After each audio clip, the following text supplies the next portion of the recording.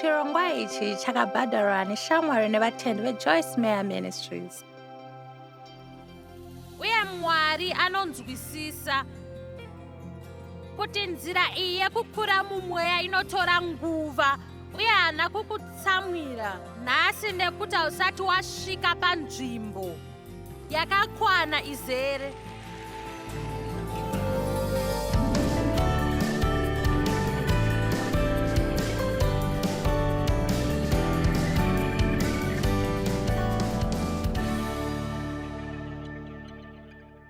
Chinhu chatinofanira kurangarira chinoshamisa ndechekuti tinokwanisa kuita kufunga kwedu, uye ndicho chiratidzo chikuru kune vamwe vanhu. Uye ndinowanzoti, wambofunga here pamusoro pezvauri kufunga? Pandinozviita vanhu vanobva vanditarisa kuti nekuti tiripo ndechekuti kuti hatifunge kuti tizofunga pamusoro pezvatiri kufunga. Asi zvakadaro unofanira kufunga zvakaita pfungwa dzako zuva rese, uye woteerera pfungwa dziri kupinda musoro mako mangwanani, nokuti tinotenda kuti muvengi anokwanisa kukubata mangwanani, asi dzimwe nguva anotibata zuva rose.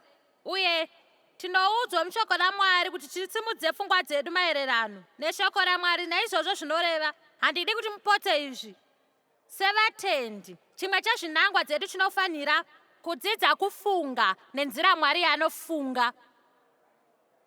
Amen. Takambotaura pamusoro pezvinhu zvakawanda zvakasiyana-siyana. Ndingadzokera kumashure, asi nhasi mangwana ndoda kutaura pamusoro pepfungwa dzako dzinokanganisa mufambo wako semuKristu.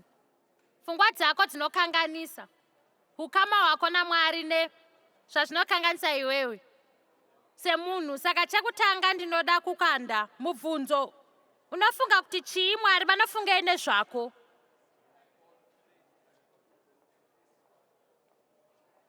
Unombozviziva here kuti Mwari vanotombokufunga? Zviripo ndezvekuti Mwari anotifunga nguva dzose. Izvi zvakanakisisa, kwete kana nguva imwe chete muupenyu hwako Mwari paakafunga zvakaipa pamusoro pako.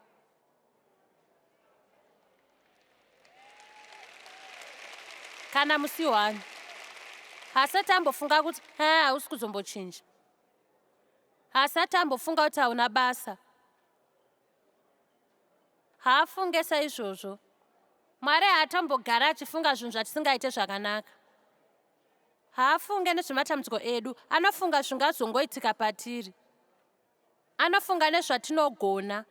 Mwari ndiye mambo wevaroti vese, uye ane chiroto chako. Asi chinofadza ndechekuti sezvo Mwari vakatipa chisarudzo, zvisinei uronga hwaakatigadzirira, tikasauya muchibvumirana naye hazvisi kuzoitika. Kuva naMwari muupenyu hwake uye nekuva chivimbiso naMwari hazvivimbise kuti zvinhu zvese zvichaitika kwatiri sitakangogara tichingomirira kana kuita zvakashata tisina chatiri kuita. Tiri vabatsiri naMwari panyika. Uri mubatani waMwari. Kwete izvozvo chete, uri mutumwa waMwari. Tiri vatumwa vaMwari. Tinokwanisa kungoturika izvi kumativi emutsipa yedu tongoenda chingoti ndiri mutumwa waMwari. Uye haisiriyo imba yedu, zviro kwazvo pano hapasi pedu. Ndingori pano nekuda kwechinangwa chimwe chete, uye ndechekuedza kubatsira iwe, uye ndotura vanhu vakawanda tienda tese kudenga. Uye maitiro edu ndicho chimwe chezvinhu zvakakosha. Asi maitiro edu chigadzirwa chepfungwa dzedu. Chero zvazvo tichizoda kuita zvinhu zvakakodzera, kana usina ukama wakakodzera naMwari, kana usingazive kuti Mwari vanokuda sei, uye chihombe chaunacho, ipapo uchatora zvese zvakakosha pazvese zvaunoita. Zviripo ndezvekuti hatisi kuzozviita zvakakodzera nguva dzose, uye tichakanganisawo. Uye tinofanira kudzidza kuti zvatinoita hazvitiratidze kuti tiri vanani muna Kristu. Tinongova chete zvatinoita. uye zvatinoita zvinogadziriswa zvinongochinja nguva dzakawanda.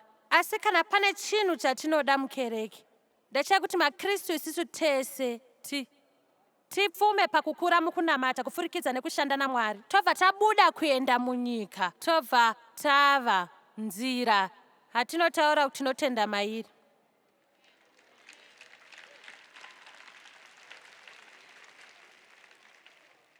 Unofunga kuti chii chinoitika kana munhu wese anozviti muKristu obuda munyika oita senge ndiye?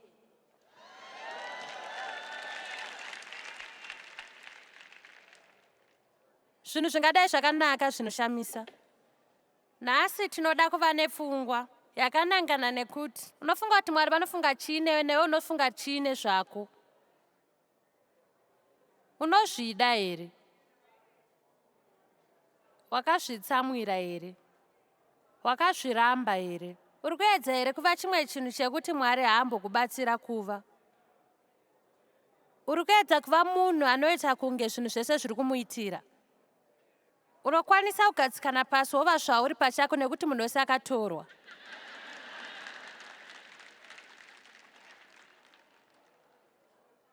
Amen.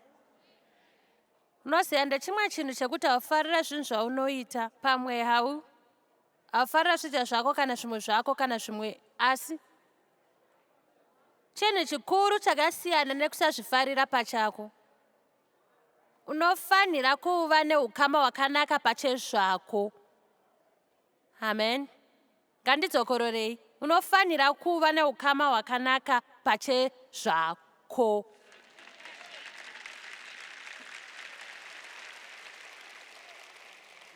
Ndinoda kudzidzisa chidzidzo ichi nekuti ndofunga kuti vanhu vakawanda vanorarama upenyu hwavo hwese vasingafunge kuti vane ukama hwakaita sei pachezvavo. Ndaisadaro kwemakore akawandisa uye ndaisazvida. Ndaingogara ndichiedza kuva umwe munhu, kuedza kuva saDhavhu, kuedza kuva semuvakidzani, kuedza kuva samai muparidzi. Ndaingogara ndichiedza kuva seumwe munhu, uye pandinodaro ndongoramba chivhiringika. Uye ndakatsamwa nguva yese nekuti Mwari haasi kuzokubatsira kuva umwe munhu. Mwari haasi kuzokubatsira. Hausi kuzoita seumwe munhu. Hausi kuzoita muviri wakafanana kana kuenzana newe umwe munhu. Mapisere 40:5. Zvakawanda Jehovha Mwari wangu, mabasa enyu akanaka makaita. Pfungwa dzenyu kuuya kwatiri. Hapana angaenzane nemi. Kana ndichizivisa uye ndichitaura pamusoro pawo, akawandisa kuaverenga. Pfungwa dzaMwari pamusoro pedu dzakawandisa zvekuti haukwanise kudziverenga pazviri. Hona, ndinoparidza izvi kwamuri, asi ndoda kuti udzidze kufunga pamusoro pezvinhu izvi uye uzviite nechinangwa. Mwari anofunga nezvenyu nguva dzose. Iwe uri mupfungwa dzaMwari, uye anofunga zvakanaka pamusoro pako, uye ane urongwa hwakanaka muupenyu hwako. Jeremiah 29:11. Ndinoziva ndangariro nezvirongwa zvandinorangara pamusoro pako, akataura Mwari. Ane pfungwa nezvirongwa. Pfungwa nezvironga zveupenyu hwako, kukuitira zvakanaka pane magumisiro ekupedzisira. Hoi zvino hatisati tave kumagumisiro ekupedzisira. Asi zvese zvichabuda zvakanaka pakupedzisira. Mukundinzwa here? Ndati zvese zvichabuda zvakanaka pekupedzisira. Kokana ukasawana chinhu chaunofungira kuti unoda uri pano pasi munyika inoyi, zvichangobuda zvakanaka pakupedzisira, nekuti pakupedzisira handei kana hwamanda yarira uye denga rozaruka uye ngirozi dzoburuka dzichishedzera uye vakafa muna Kristu vomuka uye vachiri pasi vobatikidzwa mumhepo. Zvichashanda zvakanaka. unoziva chero zvangu ndisina runokwanisa newe usina kukwanisa patisingazodaro pachauya Jesu zvichashanda zvakanaka nekuti bhaibheri rinoti tese tichangoshandurwa nepakubwinya peziso. Fungai naizvozvo, tese tichangoshandurwa pakubwinya kweziso uye tichagara naye kwekusingapere pere pere, singapere nesingapere. Uye kana wafunga kuti kurumbidza kwanhasi kwakuchinakidza, chimbomira hako. Mudiwa, chaita zimharidzo rekusi hausati wambofa wakaona. Pamwe ndichapedzisira ndaparidza naMozisi kana Elijah, nditombozivewo. Zvichanaka chete pakupedzisira. Mapisarema 139:17 na18 dzakakosha nekurema sei pfungwa dzako kwandiri, o Mwari, dzakakura sei dzimwe dzacho. Ndikamaverenga anenge akakura kudarika majecha. Pandinomuka ndinokwanisa kuverenga kubva kwekutanga kusvika kwekupedzisira.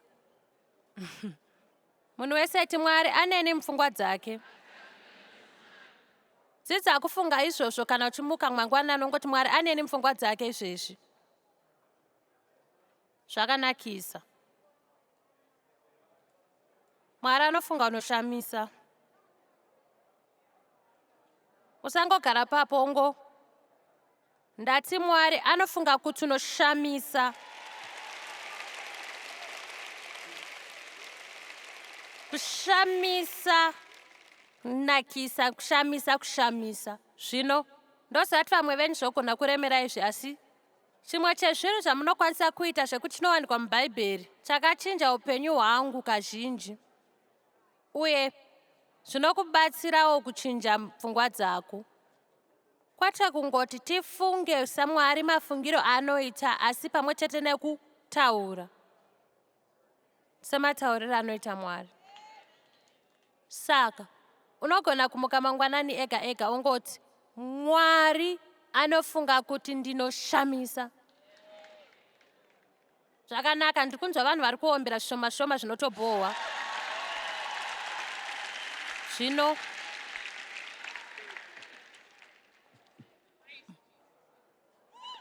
hamuna kana zano rekuti zvinochinja sei upenyu hwenyu izvi, ndekuti hamuzombofa makararama kudarika zvamunotenda pachezvako. Chero uchifungidzira kuti uri tsvina uye hapana chaungaite muupenyu hwako, haubudirire uye unoziva, unobva wafunga kuti Mwari anokuda zvaunenge uchiita zvakanaka. Mamwe mazuva unenge usingaiti zvakanaka hakude, anenge akatokutsamwira uye anenge akangotsamwa upenyu hwako hwese. Handei, Mwari anofunga kuti unoshamisa kunyange munguva dzako dzekuvhiringika.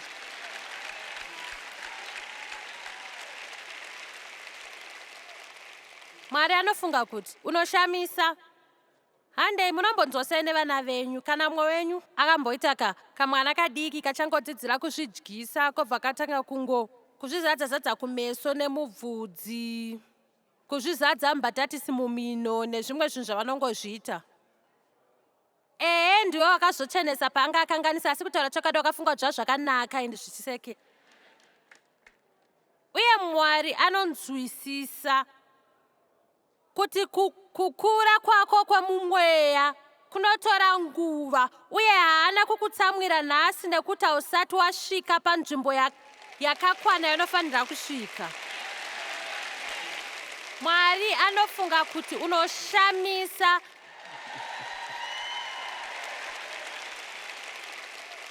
Kungoshamisa. Zvino rega ndimbogure apa ndimbokuudzai chimwe chinhu. Ndikafungisisa, konei tisinganzwe zvinhu zvakadai so kazhinji makereke edu.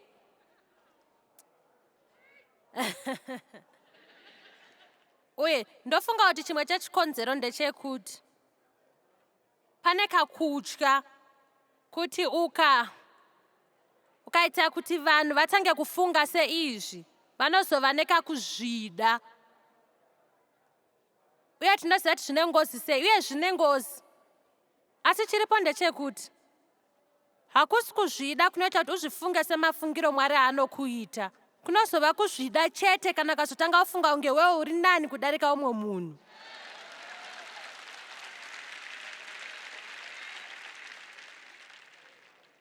Handitombotye kukuudza kuti unoshamisa sei uye uri munhu akanaka sei. Ndichapedza mangwanani ano ndichingokuudza izvozvo. Uye ndiri kuedza kuti utange kufunga semafungiro anoita Mwari pamusoro pako, nekuti hauzombova munhu Mwari anoda kuti uve kuva ukaramba uchizvifungira zvakashata. Uye ukapinda mukuzvida, tine shoko raizvozvo zvakare.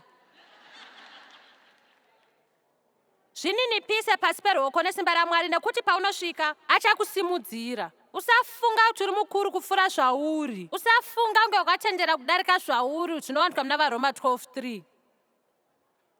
Usafunga unge wakanyanyonaka zvekuti hauzvininipise kubatsira umwe munhu. Unoziva, handizi nani kudarika umwe munhu, uye handizi pasi peumwe munhu zvakare. Kana newewo. Nekuti chero zvandiri ndiri izvozvo muna Kristu. Chero zvandisiri achandibatsira pandiri kuresva obva andichengetedza. Asi chiripo ndechekuti handizi pamusoro kana pasi, ndiri ngori muna Kristu. Ndosaka Bhaibheri chiti chero munhu ari muna Kristu, hapana muJudha, hapana muGiriki, hapana murume, hapana mukadzi, hapana unhapwa, hapana, tese tiri chinhu chimwe muna Kristu. Ndiye muenzanisi mukuru muna Kristu. Munhu wese ane mukana wakaenzana. Ndokuudzai, dai taive nemharidzo dzakadai pese, maisapinda mukereke musi wesvondo. Vana vadi kuenda kukereke kungonorohwa, vongobuda nemirayiro 10 yekungotevedzera pasina novaudza kuti voitedzera sei. Haukwanise kuita zvinhu Mwari zvaanenge achida kuti uite kana usingazive uri ani muna Kristu, kuti anokuona sei uye anokuda zvakawanda sei. Haukwanise kuzviita, haugone kuzviita. Saka chinhu chimwe chete kuudza kuti muite chi, ndinotora nguva yakawanda ndichikuudzai zvakadaro.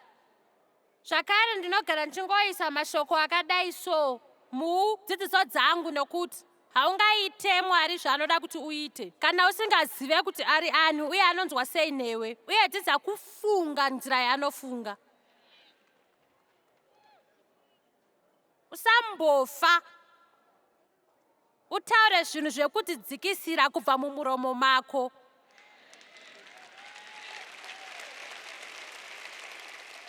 Ndakanyanyopusa,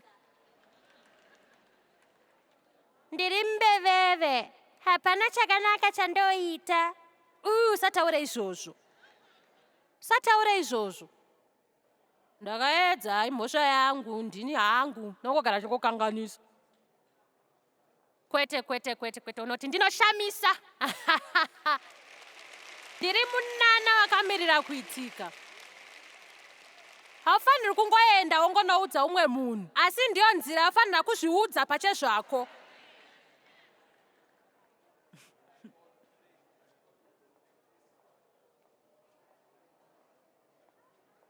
Amosi 3:3 anoti, vanhu vaviri vangafambe pamwe chete sei kunze kwekuti vari kuwirirana? Tinofamba sei naMwari kana tisingazobvumirani naye? Munoziva, tine zvinyorwa zvakawanda muBhaibheri anoti ngavatende, ngaave mauri sekutenda kwako. Chokwadi, kuvimba kune chekuita nekutenda, asi kune zvakawanda zvekuita maererano nepfungwa dzako. Ndingataure sei kuti ndiri mukutenda kuti Mwari vandiitire chinhu, asi pfungwa dzangu dzichiramba kuti achazviita? Uye ndokuudzai kuti pakufunga nekutaura kwako sezvandiri kungokuita izvezvi, ndokukura kuchaita kutenda kwako. Unoisa sei kutenda kumunhu waunotya nguva zhinji unenge wakatotsamwira? Tinofanira kutenda kuti Mwari anotida zvakakwana uye zvakafurikidza. Chiripo ndechekuti Mwari haazive kuita chimwe chinhu nokuti ndiye rudo. Ndozvega zvaanogona kuita. Whether unoda kana usingade, Mwari anokuda. Hauzviwane uye hauzvikodzeri. Chiro chega chaungaita kana kusatomboita, kugamuchira. Ndinoti ndinokwanisa kuparidza mwoyo wangu nhasi. Asi ukasasarudza kuti ndichagamuchira izvi, Mwari vari kutaura neni nhasi. Haasi kungotaura nekereke yakazara vanhu. Mwari anoziva zita rako, anoziva zvese zviri pamusoro pako. Akakusika mudumbu ramai vako neruoko rwake. Hauzi chikanganiso.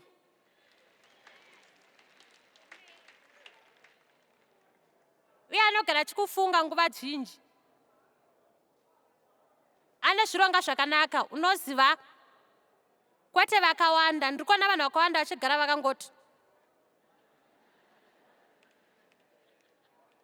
Ndinongozviona ndakangokutarisira kuti hautomborera kana kutenda. Saka uchadzoka pamwe kune umwe musangano pamwe unenge wakangoti sekudai. Nekuti sei munhu achiteerera zvinhu izvi otadza kana kunyanidza chiso.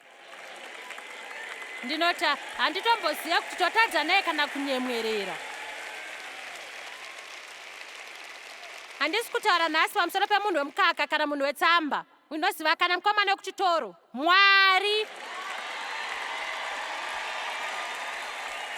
ndiani angaita chero chinhu. Akasika zvese, anokuda uye anokufunga nguva dzose. Mwari anokuda.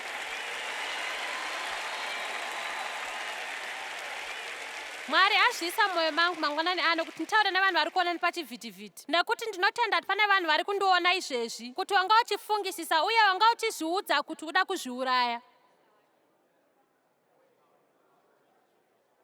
Uye kazhinji kacho vanhu vanosvika panguva iyoyo nekuti vanonzwa kunge hapana anenge achivada, kana kuti vanonzwa kunge havambofa vakazviita zvakanaka. Uye chidimbu chechikonzero chekuti unosvika panguva iyoyo ndechekuti uri kuedza kutsvaga kukosha muzvinhu zvisingazofe zvakakupa kukosha kwechokwadi. Saka unobva watanga kufunga kunge ungori semunhu unongokanganisa. Hauna kupedza chikoro, hauna muchato wako hauna kubudirira, hauna kugona mitambo sevakoma vako, hauna kana kugona sasisi vako. Saka unogara uchingofunga kuti ndosingatombogone nguva dzese. Uye wazvipira kusiya. Ndoda kuti unditeerere nhasi. Mwari ari kutaura newe uye akuita kuti uvhure chirongwa chakanangana panguva ino. Chero ukafunga kuti wandivhura netsaona. Uye handina basa nazvo kuti dziri kuma2 makuseni kana 3 makuseni. Nyaya yangu iri pakuti Mwari anokuda. Uye anofunga kuti unoshamisa. Uye ane urongwa hwakanaka hwako. Uye ukangozvigamuchira izvo nekutenda. Uye ukataura wega bva muromo mako. Apa ndipo pazvinooma. Kugara uri wega ubva wataura kuti Mwari anondida.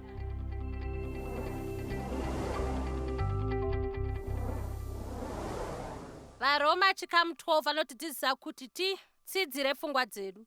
Zvichireva kuti tinofanira kudzidza kufunga sezvinoita Mwari. Totaura sematauriro aMwari. Mapisarema 139 inokurudzira inoti pfungwa dzaMwari dzakawanda sejecha remugungwa.